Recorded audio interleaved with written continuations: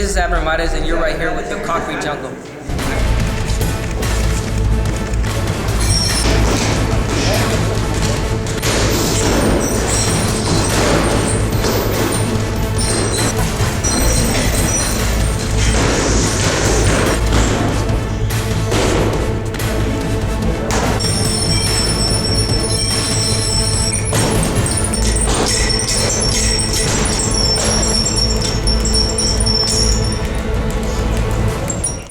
Concrete Jungle here with Abner MARES. Abner, first thing I want to ask you, how did you get into boxing?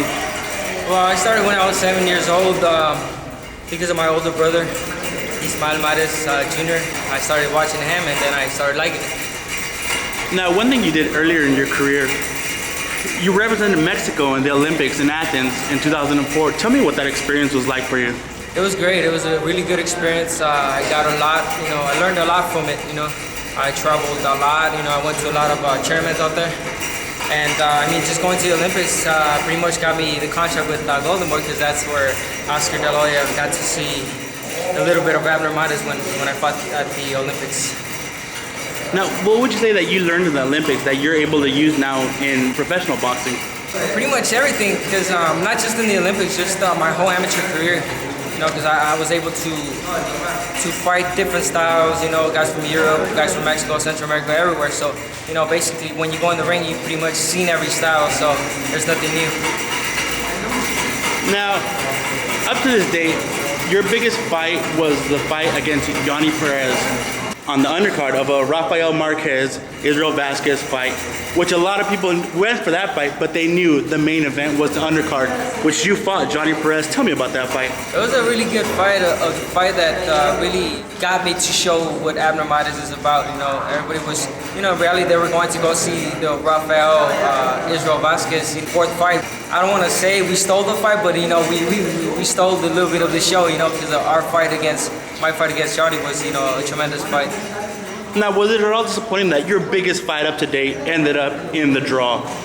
It was disappointing at the moment because I didn't get the win. But after I sat down and just thought about it, maturely, it really things happen for a reason. That's what got the attention for a lot of viewers.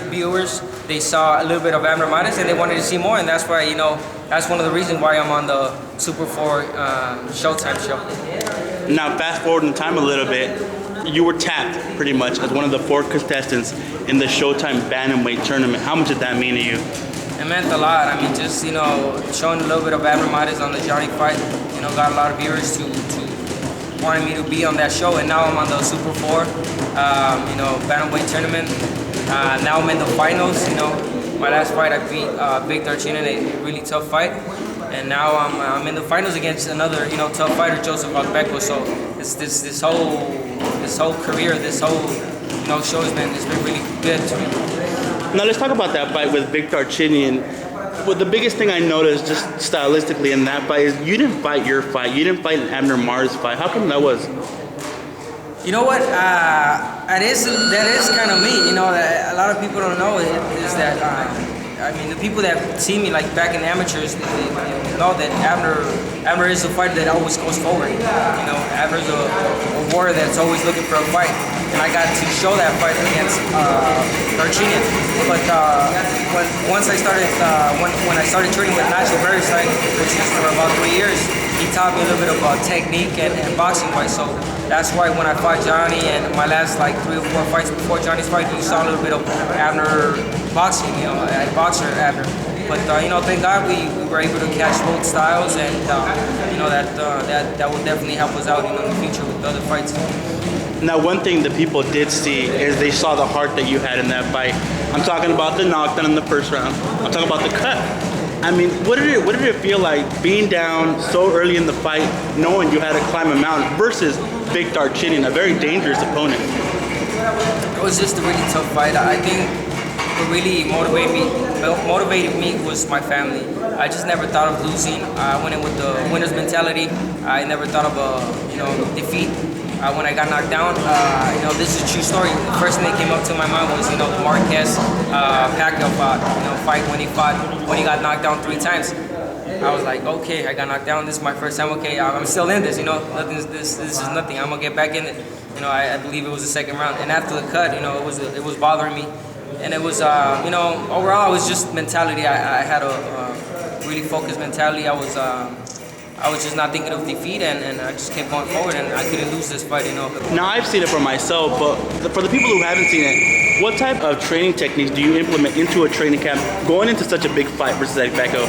You know what? As you saw in this training camp, it's not just hitting the bag, hitting mids, doing the regular routine as a regular boxer.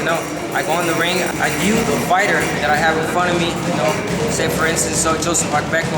I imagine him in front of me, and I just picture that. And as you saw, we worked a lot in the ring, feints, a lot of movement, and just focusing on my leg work right now. That's pretty much what we're doing right now with Chuli right here in LA, East LA, and it's just working. It's just this is my third week of camp, going slow by slow, because we still got about 9 weeks, so I don't want to overtrain.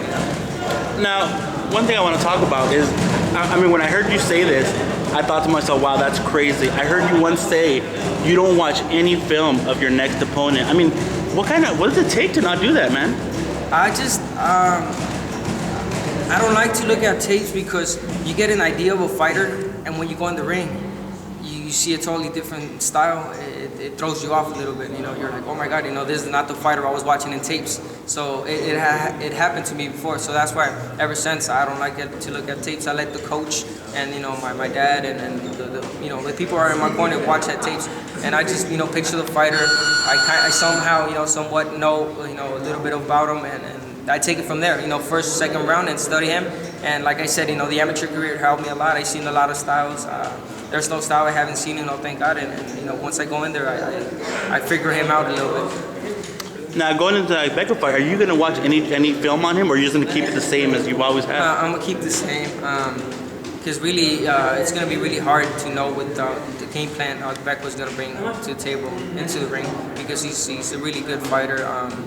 Again, he's a boxer, he's a brawler, and he's an overall good fighter. So I don't know what he's gonna bring in, to the ring, and I'm just excited. Does it throw you off at all that Agbeko was able to beat up Johnny Perez in that fight, a fighter who you only drew with? It didn't throw me off. It didn't surprise me. It surprised me just the way he beat him. And it surprised me that he beat him, because the first fight was a close fight. Johnny won, but not a lot.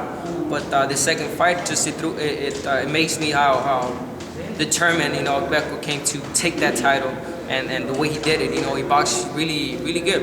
Now, if Golden Boy ever brought it to you, would you ever be interested in a fight with either Nonito, Donaire, or Fernando Montiel? I think that's anyone's in that tournament. Not dream with desire, to fight the winner of Montiel and Donaire, because they are pound for pound, they're the best out there. We definitely want to match against them. I personally want to fight the winner of that. If God willing, if we win this tournament, I don't want to get ahead of myself. I still got this tough fight, but definitely I would definitely love to fight the winner. Now, in this big match with Agbeko, what are you expecting for him to bring into the fight against you? I don't know.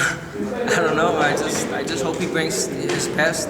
As Big did, Big really good, looked really good against me. As far as he did a lot of movement, a lot of new things that he has never done, and that's what I want. I want Agbeko to come in his best, and that way I can prove myself, knowing that I fought the best at his best, and God willing, winning the fight too.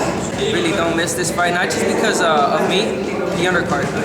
Johnny Perez against Darchina is just gonna be a great fight. Again, I said it. You can't call it a third place match. It's just they're both finals. They're both really good fights. Whoever wins each fight, will definitely get either a rematch or a fight against Donaire. So don't miss these fights. Don't miss my fight. It's gonna be a really good fight. And again, I'm gonna give it my all. Thank you all for your support. Follow me on Twitter, MARES00, and thank you for all the support.